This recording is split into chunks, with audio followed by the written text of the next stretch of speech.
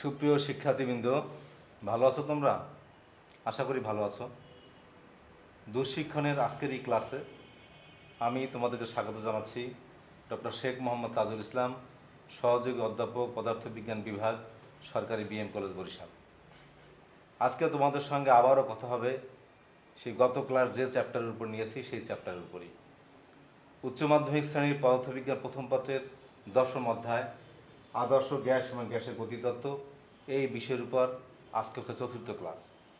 সুপ্রিয় শিক্ষার্থীবৃন্দ, আজকের এই ক্লাসে আমরা যে সমস্ত বিষয় নিয়ে আলোচনা করব তা হচ্ছে শক্তির সময় বিভাজন নীতি, জলীয় বাষ্প ও বায়ুর চাপ, আর্দ্রতা এবং এর প্রকারভেদ এবং শিশিরাঙ্ক এবং এই সংক্রান্ত কিছু সমস্যার সমাধান।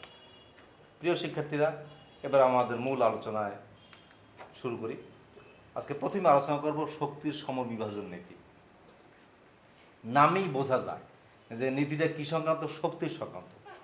বিভাজন মানে বন্টন, সমবিভাজন বা বন্টনও বলা হয় শক্তির সমবন্টন নীতি। অর্থাৎ শক্তিটা বন্টিত হবে, কিভাবে হবে? সমানভাবে হবে। এই জন্য নাম হয় শক্তির সমবন্টন নীতি। তবে এই নীতিটা বুঝতে হলে এই নীতিতে একটা পূর্ব শর্ত আছে। এই নীতিটা কার্যকর একটা পূর্ব শর্ত, সেটা কি? যে সিস্টেমটা থাকতে হবে তাপীয় সাম্য অবস্থায়। তাপীয় সাম্য অবস্থায় থাকলেই এই সমবিভাজন নীতিটা কার্যকর হবে। এখন এই জন্য এই আলোচনা করতে গেলে প্রথমে আলোচনা করা প্রয়োজন যে তাপীয় সাম্য অবস্থা বলতে কি বুঝি। যদি এটা না বুঝি তাহলে বিষয়টা আসলে ভালোভাবে উপলব্ধি করা সম্ভব হবে না।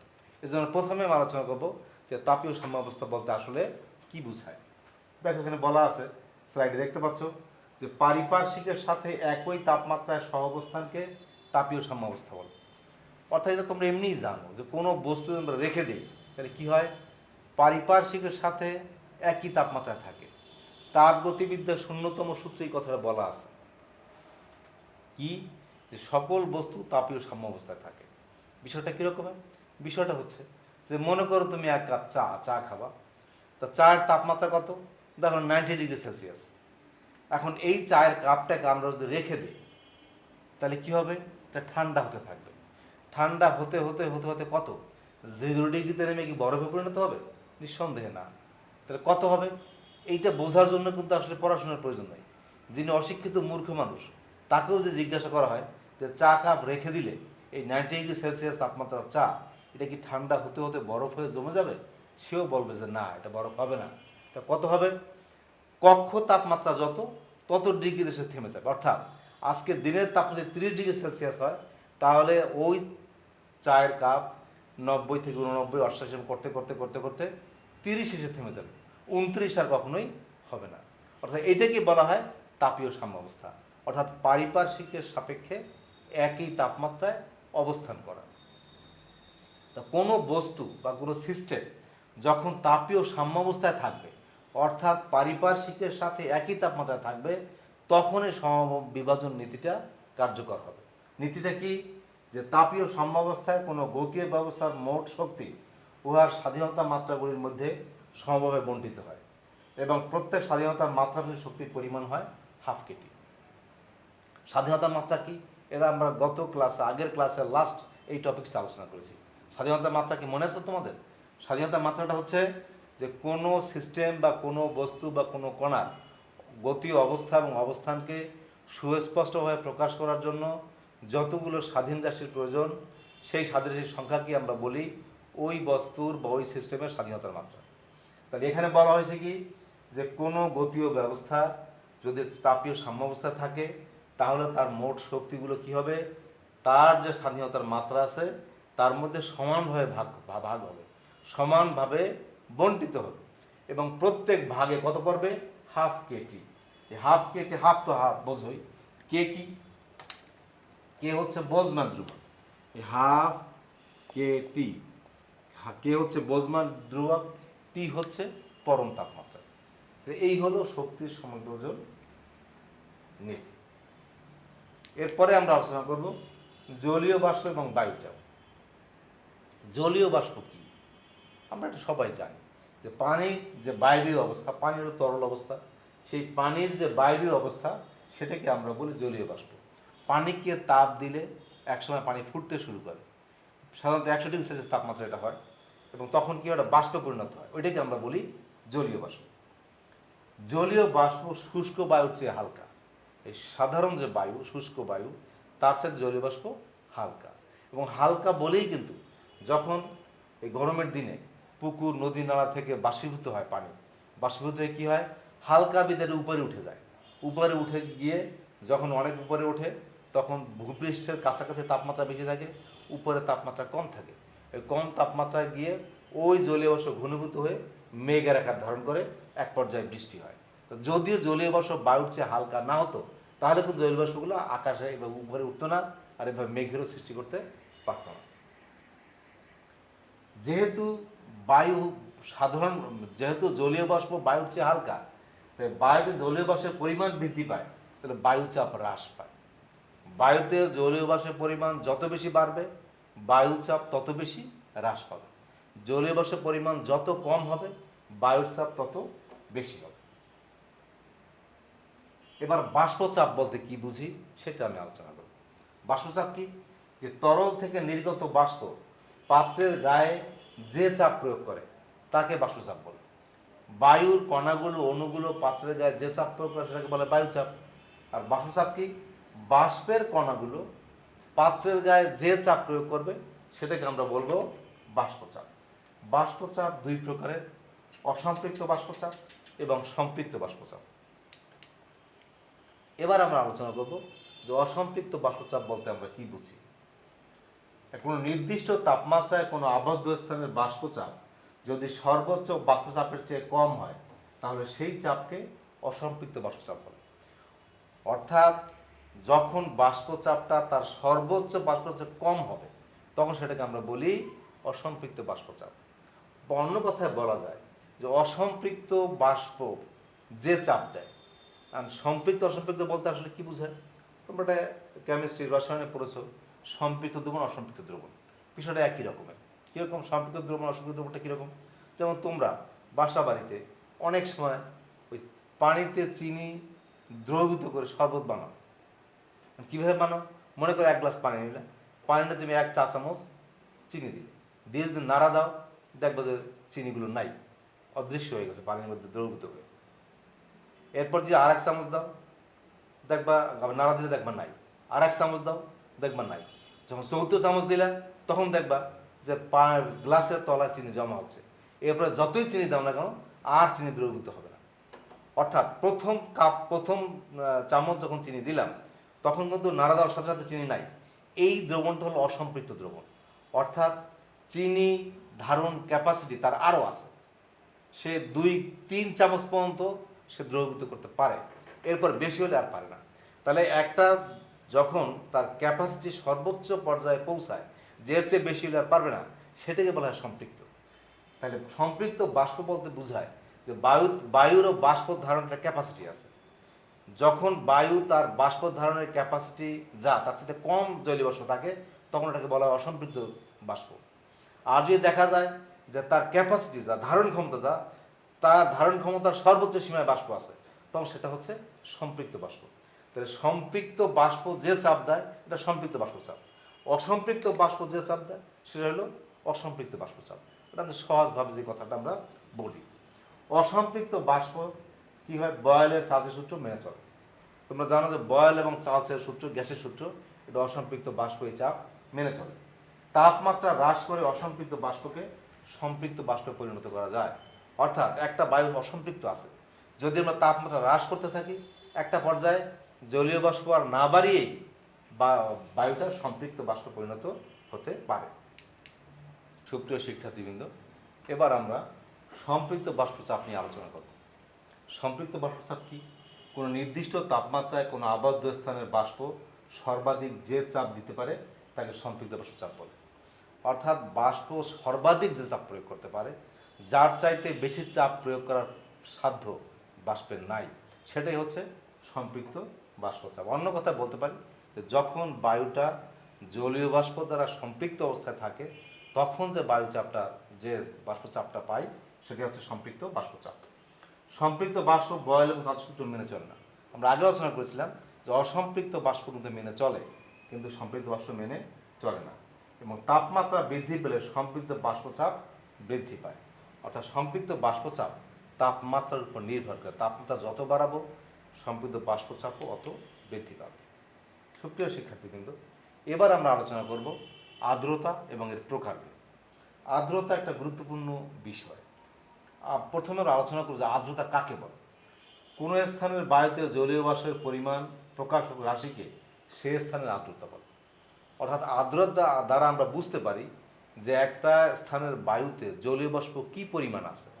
এই কী পরিমাণ আছে সেটা বোঝা যায় যে রাশি দ্বারা, সেটাই হচ্ছে আর্দ্রতা। বাতাসের জলীয় বাষ্পের পরিমাণ বেশি হলে আর্দ্রতা বেশি, জলীয় বাষ্পের পরিমাণ কম হলে আর্দ্রতা কম। তাহলে একটা স্থানের আর্দ্রতা বেশি, তার অর্থ কি? যেখানে জলীয় বাষ্প বেশি। আর্দ্রতাকে সাধারণত দুইভাবে প্রকাশ করা হয়, কি কি? পরম আর্দ্রতা এবং আপেক্ষিক আর্দ্রতা। এবার আমরা আলোচনা করব যে পরম আর্দ্রতা বা আপেক্ষিক আর্দ্রতা বলতে আমরা কি বুঝি। পরম আর্দ্রতা হচ্ছে কোনো স্থানের একক আয়তনের বায়ুতে উপস্থিত জলীয় বাষ্পের ভরকে সে স্থানের পরম আর্দ্রতা বলে। অর্থাৎ একক আয়তনের যে পরিমাণ জলীয় বাষ্প থাকবে সেইটাকে আমরা বলবো সেই স্থানের পরম আর্দ্রতা। এই পরম আর্দ্রতার এসআই একক অর্থাৎ আন্তর্জাতিক একক হচ্ছে কেজি পার মিটার কিউব। এবার আমরা আলোচনা করব আপেক্ষিক আর্দ্রতা। আপেক্ষিক আর্দ্রতা কি? যে কোনো নির্দিষ্ট তাপমাত্রায় নির্দিষ্ট আয়তনের বায়ুতে উপস্থিত জলীয় বাষ্পের ভর এবং ওই একই তাপমাত্রা ওই আয়তনের বায়ুকে সম্পৃক্ত করতে প্রয়োজনীয় জলীয় বাষ্পের ভরের অনুপাতকে ওই স্থানে আপেক্ষিক আর্দ্রতা বলে। অর্থাৎ এই স্থান, মনে করি যে স্থানে আমরা আছি, এই স্থানের বায়ুতে জলীয় বাষ্প আছে। এখন বর্তমানে যে পরিমাণ জলীয় বাষ্প আছে তার ভর কত? মনে করি আমরা ভর আছে ধরো 50 গ্রাম। আচ্ছা, এখন এই বায়ুটাকে যদি সম্পৃক্ত করতে চায়, জলীয় বাষ্প দ্বারা সম্পৃক্ত করতে চায়, তাহলে জলীয় বাষ্পের পরিমাণ বৃদ্ধি করতে হবে। তা তাহলে সম্পৃক্ত করতে গেলে কত লাগবে? আমরা ধরলাম যে 100 গ্রাম বায়ু, 100 গ্রাম জলীয় বাষ্প লাগবে। তাহলে এই দুইয়ের যে অনুপাত সেটাই হচ্ছে আপেক্ষিক আর্দ্রতা। ধরতে এখন 50 আছে, সম্পৃক্ত করতে প্রয়োজন 100, তাহলে 50 ডিভাইড বাই 100 অর্থাৎ হাফ বা 50%, এটাই হচ্ছে আপেক্ষিক আর্দ্রতা। আপেক্ষিক আর্দ্রতা আমরা আর দিয়ে প্রকাশ করি, ইংরেজিতে রিলেটিভ হিউমিডিটি। আপেক্ষিক আর্দ্রতা, এজন্য এটাকে আর দিয়ে প্রকাশ করা হয় এবং সাধারণত একে শতকরা হিসাবে প্রকাশ করা হয়। আমরা যদি শিশিরাঙ্কের সাথে সংশ্লিষ্ট করে আপেক্ষিক আর্দ্রতাকে প্রকাশ করতে চাই তাহলে এভাবে করা যায়। কিভাবে? যে আপেক্ষিক আর্দ্রতা সমান শিশিরাঙ্কের সম্পৃক্ত জলীয় বাষ্পের চাপ স্মল এফ এবং বায়ুর তাপমাত্রায় সম্পৃক্ত জলীয় বাষ্পের চাপ, অর্থাৎ small F by capital F into 100%। এটাই হচ্ছে আপেক্ষিক আর্দ্রতার গাণিতিক সমীকরণ। আমরা সাধারণত এই সমীকরণের সাহায্যে একটা স্থানের আপেক্ষিক আর্দ্রতা নির্ণয় করি। এবং আপেক্ষিক আর্দ্রতা আসলে একটা গুরুত্বপূর্ণ বিষয়। কেন গুরুত্বপূর্ণ বিষয়? কারণ হলো যে বাতাসের জলীয় বাষ্প কি পরিমাণ আছে তার উপর নির্ভর করে কিন্তু আমাদের স্বস্তি বা অস্বস্তি। যেমন গরমের দিনে মানুষ অস্বস্তি বোধ করে, কেন? জলীয় বাষ্পের পরিমাণ বেশি থাকে। তাহলে আপেক্ষিক আর্দ্রতা বেশি থাকলে সেখানে মানুষ অস্বস্তি বেশি ফিল করে গরম, আর যে আপেক্ষিক আর্দ্রতা কম থাকে অস্বস্তি কম ফিল করে। এই জন্য আপেক্ষিক আর্দ্রতা এটা শুধু মানুষের স্বস্তি পাওয়ার জন্য না, আবহাওয়ার ক্ষেত্রেও একটা গুরুত্বপূর্ণ বিষয়। আবহাওয়ার পূর্বাভাসের ক্ষেত্রেও আপেক্ষিক আর্দ্রতা একটা গুরুত্বপূর্ণ বিষয়। এবার আমরা আলোচনা করবো শিশিরাঙ্ক নিয়ে। শিশিরাঙ্ক কি? যে তাপমাত্রায় কোনো নির্দিষ্ট আয়তনের বায়ু এর মধ্যে অবস্থিত জলীয় বাষ্প দ্বারা সম্পৃক্ত হয় সেই মাত্রাকে শিশিরাঙ্ক বলে। আমরা আগেই বলেছিলাম যে তাপমাত্রা বৃদ্ধির সাথে সম্পৃক্ত বাষ্পচাপ বাড়ে, তাপমাত্রা কমালে সম্পৃক্ত বাষ্পচাপ কমে।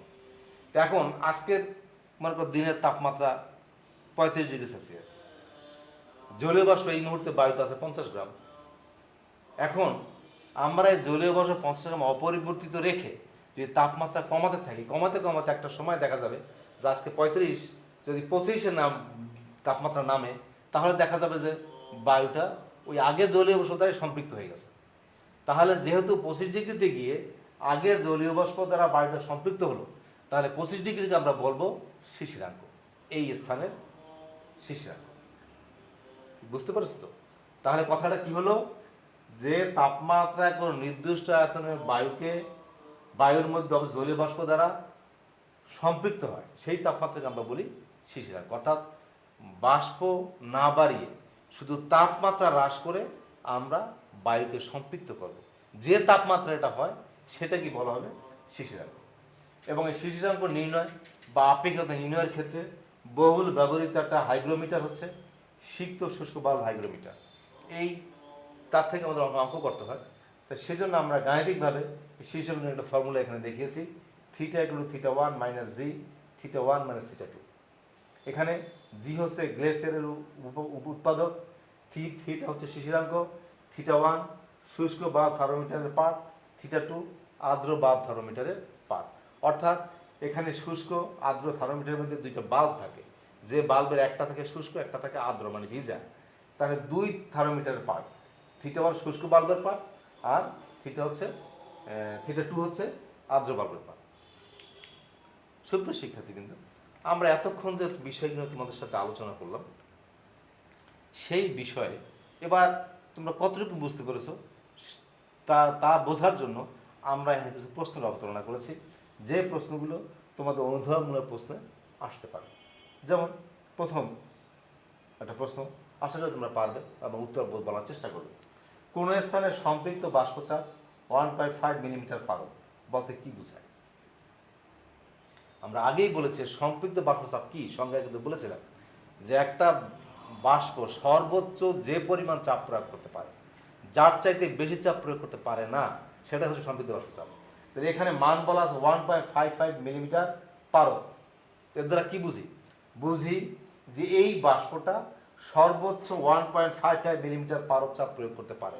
অর্থাৎ কথাটাকে যদি ঘুরিয়ে বলি তাহলে বলা যায় যে 1.55 মিলিমিটার পারদের একটা স্তম্ভ, তার তলদেশে যে চাপ দেয় এই সম্পৃক্ত বাষ্পচাপ হচ্ছে তার সমান।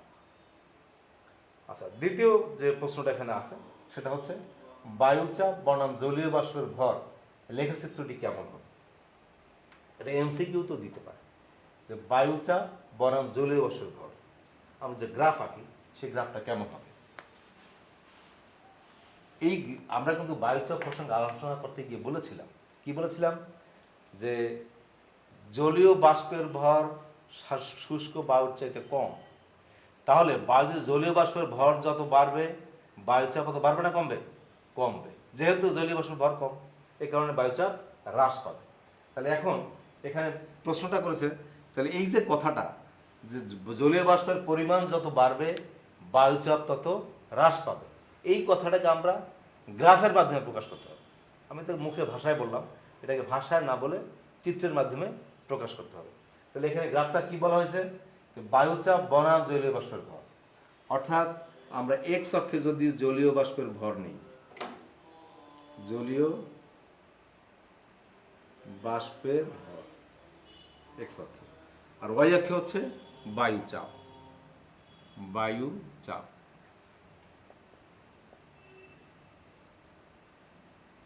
কেমন হবে?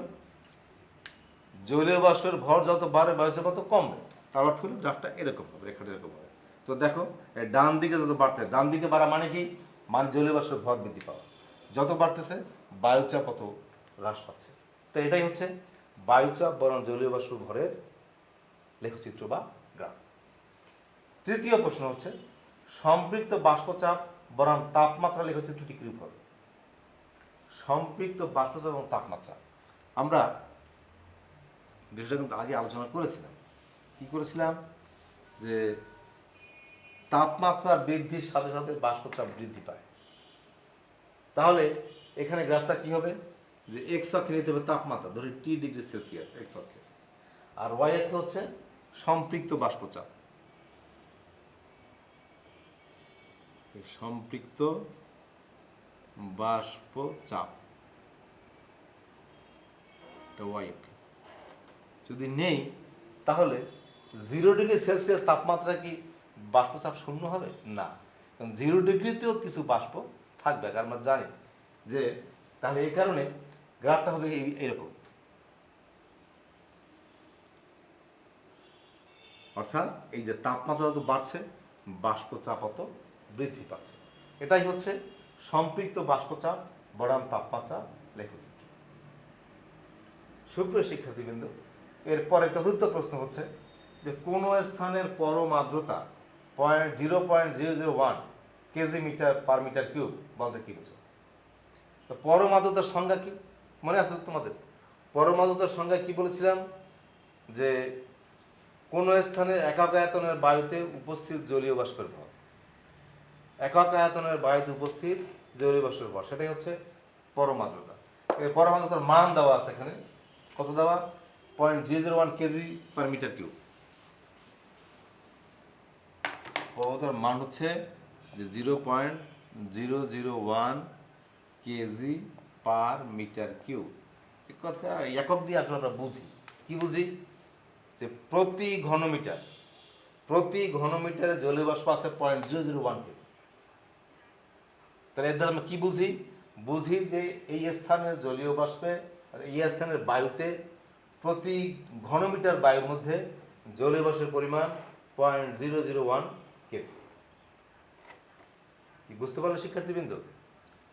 আচ্ছা, এরপরে আমরা আলোচনা করব যে কোন স্থানের আপেক্ষিক আর্দ্রতা ধরো 65% বলতে আমরা কি বুঝি।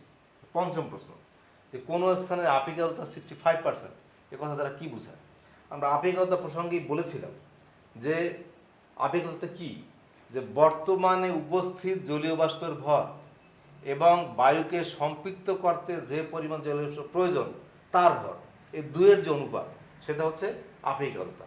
তাহলে আমরা বলতে পারি যে বর্তমান তাপমাত্রা নির্দিষ্ট আয়তনে সম্পৃক্ত করতে, বায়ুকে সম্পৃক্ত করতে যে জলীয় বাষ্পের প্রয়োজন তার 65% বর্তমানে উপস্থিত আছে।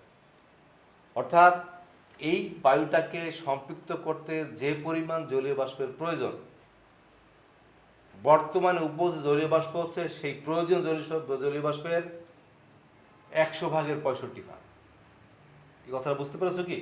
যে 65% অর্থাৎ 100/65 বর্তমানে যে জলীয় বাষ্প আছে এবং সম্পৃক্ত করতে যে জলীয় বাষ্পের প্রয়োজন, সে তুলনায় বর্তমানে বেশি আছে না কম আছে? কম আছে। তা যা প্রয়োজন তার কত ভাগ আছে?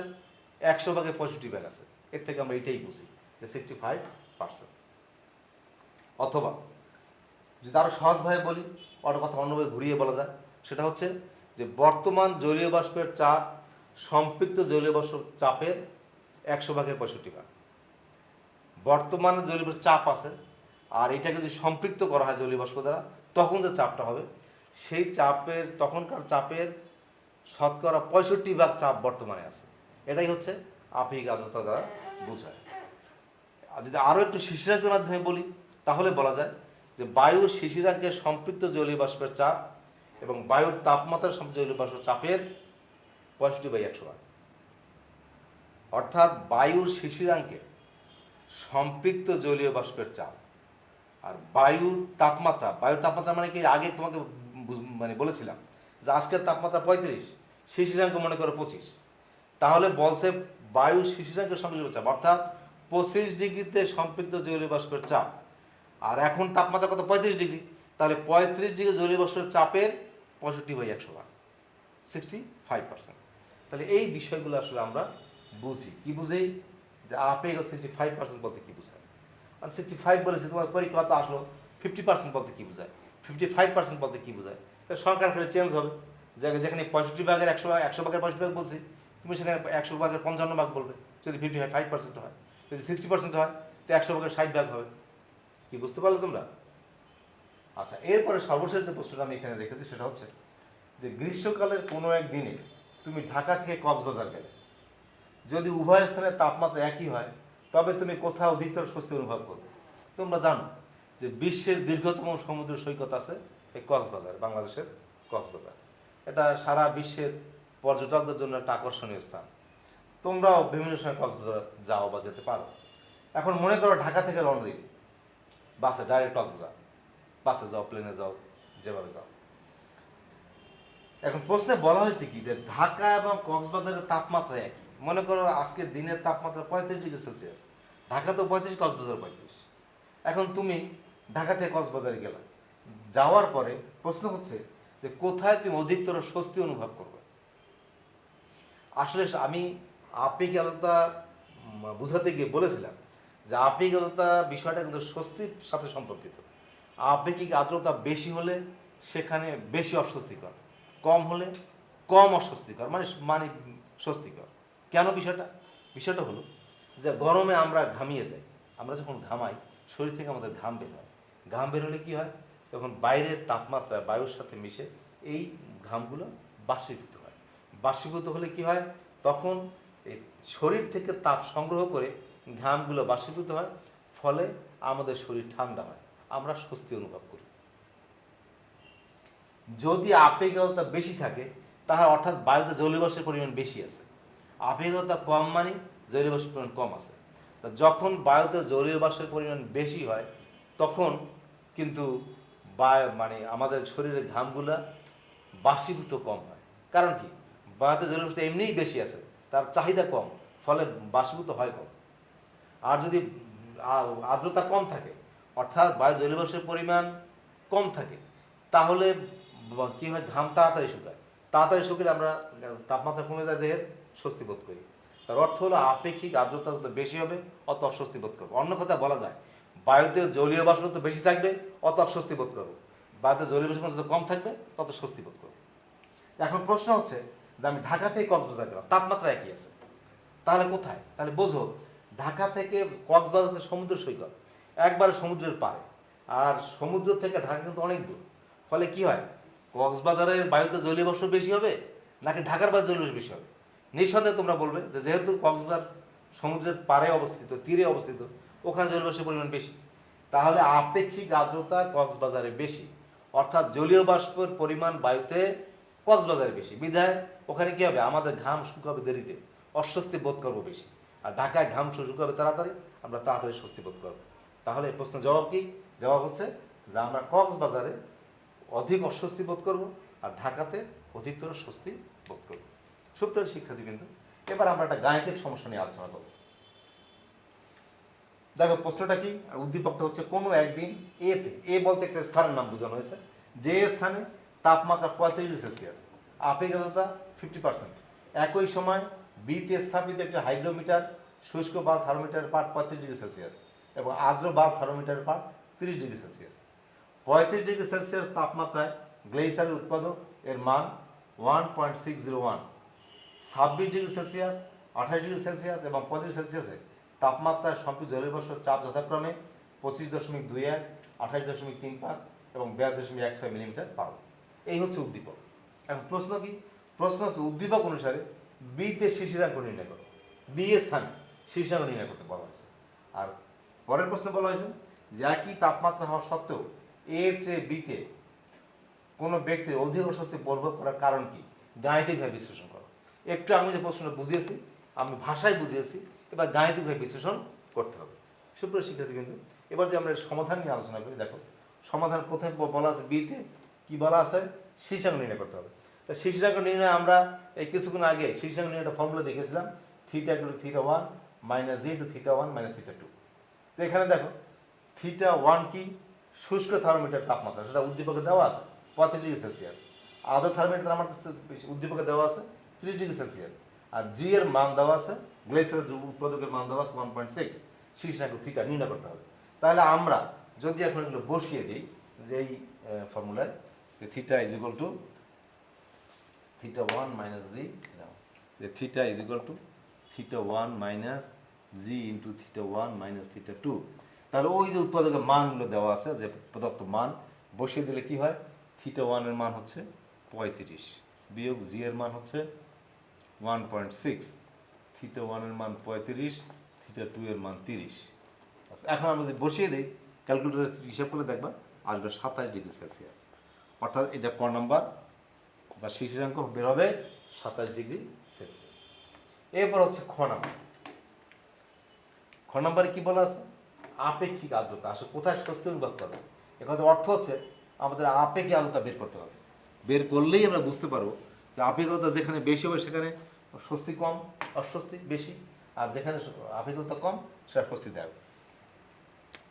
তাহলে দেখো এখানে আমাদের কি করতে হবে, এই F27 এখানে শিশিরাঙ্ক বের হয়েছে 27, তাহলে আমরা আগেই বলেছিলাম যে small F by capital F, মানে ক্যাপিটাল এফ হলে F35, তাহলে এখানে দেখো F27 ফর্মুলা কি, F26 plus F28 minus F26 divide by 2 into 1। তার অর্থ হলো যে আমাদের শিশিরাঙ্কের সম্পর্কের চাপ লাগবে। শিশিরাঙ্ক বের হয়েছে 27 ডিগ্রি, কিন্তু উদ্দীপকের 27 ডিগ্রিটা দেওয়া নাই, আছে 26 ডিগ্রি, 28 ডিগ্রি, 35 ডিগ্রি। তাহলে 26 28-এর মাঝখানে হচ্ছে 27।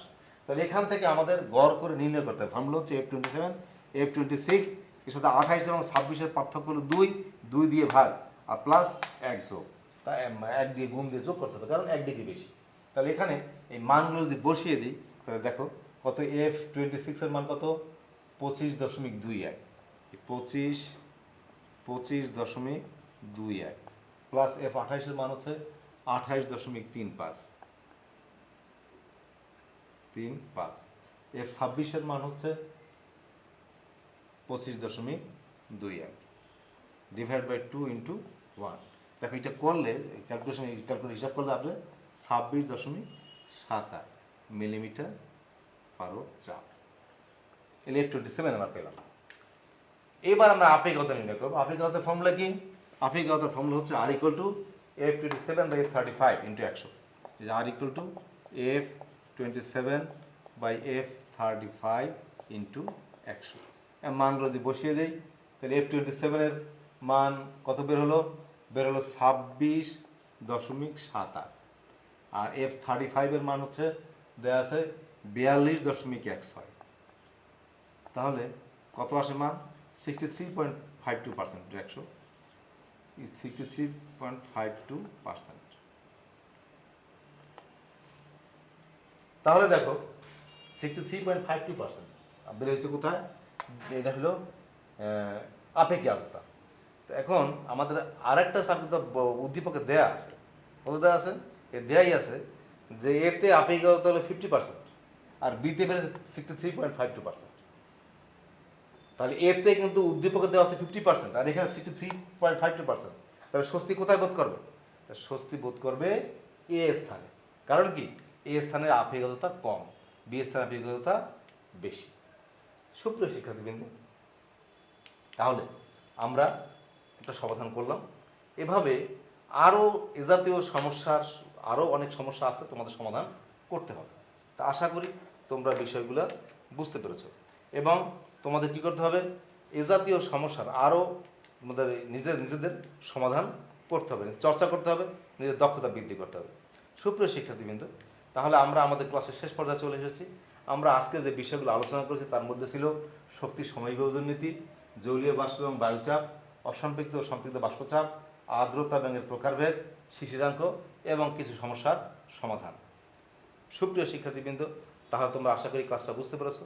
তোমরা আরও ভালোভাবে অধ্যয়ন করবে এবং তোমরা আরও উত্তর নিজেদেরকে সমৃদ্ধ করবে, এই কামনা করে আজকের ক্লাস আমরা এখানে শেষ করছি। ধন্যবাদ সকলকে। খুদা হাফেজ। তোমরা সবাই ভালো থাকো।